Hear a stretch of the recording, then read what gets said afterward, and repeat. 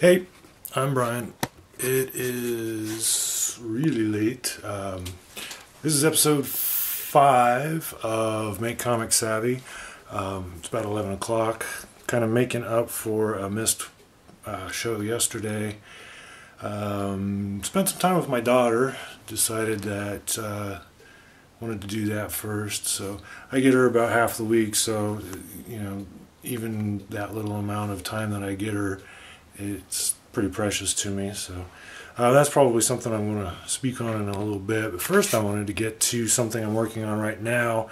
A little bit different kind of a project, still fun, still kind of comic related in its own right, but not exactly. Let me swing this around here. Working on some layouts for a save the date for a friend of mine. And this is kind of an interesting project. They wanted to do superhero versions of themselves, which I've done some likeness type work like this in the past, and it's an interesting challenge just because trying to capture that person's personality, or in this case two people, and make the image interesting. And make it look like those people or any person. I'm not real great at likenesses, I don't think, to begin with, so it's kind of a challenge to capture that, and then to give the image something that's interesting, build a story behind it so that it's not just like an illustration of people. That's a lot of stuff to keep in balance. In this particular instance, because the save the dates are going to be on postcards, I have the added difficulty of the size constraints, which, in comics that's kind of a thing anyways with the panel sizes, but I'm trying to get a lot of stuff kind of worked out for this smaller size so that everything makes a lot of sense and nothing's too cramped and blah blah blah. So anyway, this has been fun. I've come up with the one I kind of like. Well, maybe I shouldn't get too much into this. I haven't shown this to the client yet, so maybe I shouldn't get too much into this. But I'm going to send it off to them probably tomorrow and get some feedback, see what they like, see what they dislike, see where I need to go with it.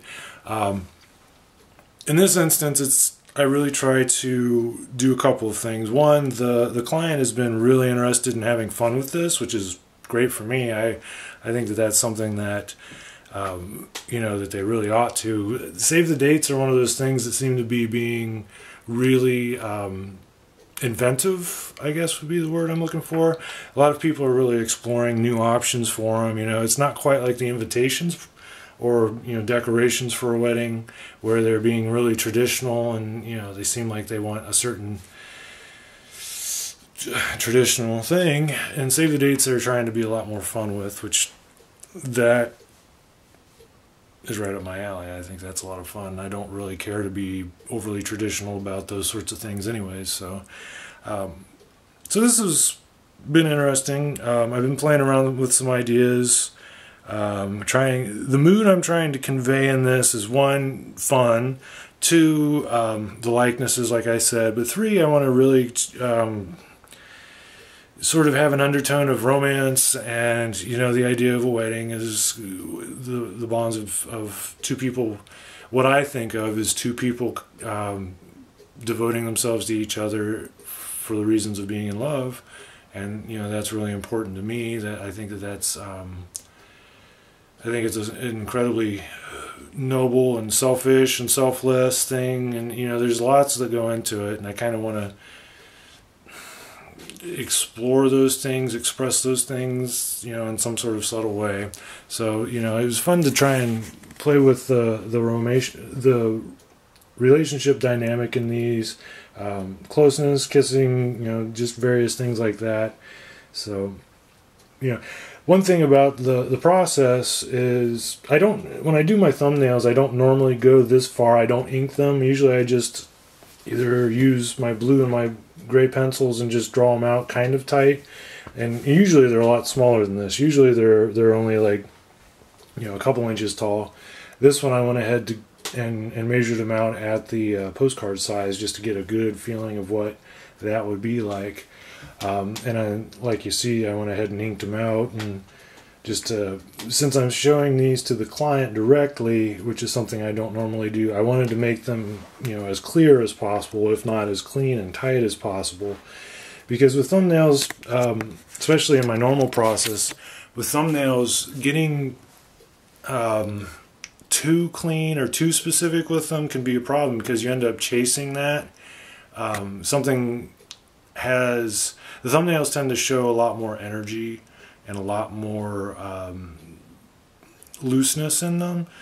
And sometimes when I go to really tighten up the pencil, the final drawing, some of that looseness gets pulled out of it, and in place it gets a little bit stiff.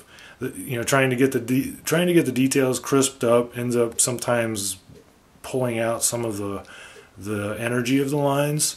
So it's a balancing act, trying to not get too far into the thumbnails. Just focus on the composition of them, make sure everything's in good balance, that it looks good, that it is a good foundation to start from, and then work from there, add in the details on the final piece, especially in the pencil process.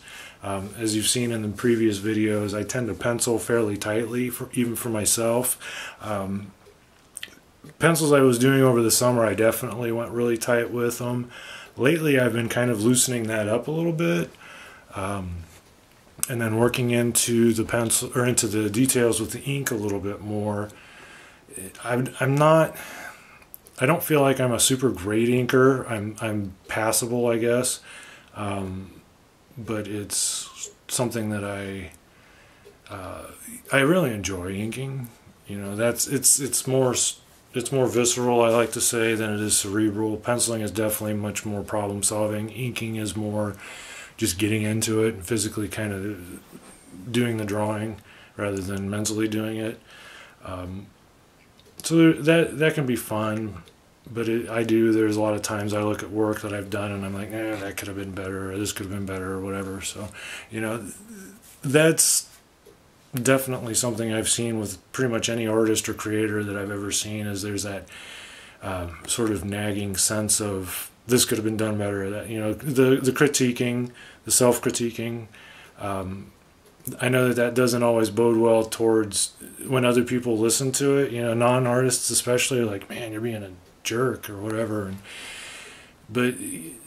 or being, overly sensitive or whatever you want to throw into that. And it's just part of our DNA, I guess. It's part of our way our brains work. And anyway, so the other thing I wanted to talk about was I've been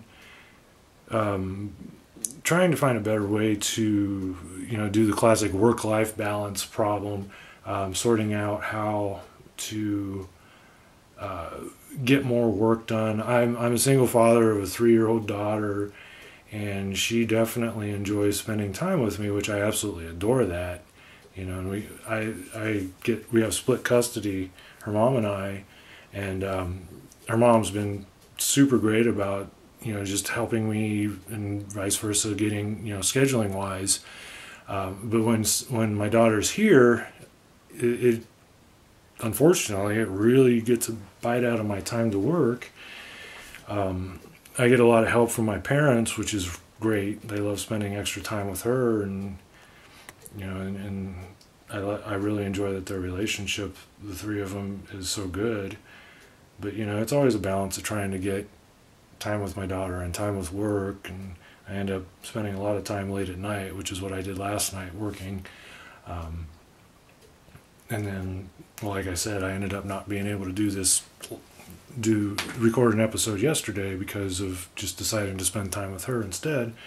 So, this is more me just sort of stating problems. I don't really have a solution at this point. I'm not sure if there is a solution, but if you got something that is to the same effect where you're dealing with that, you definitely have my sympathy. Maybe we'll figure something out.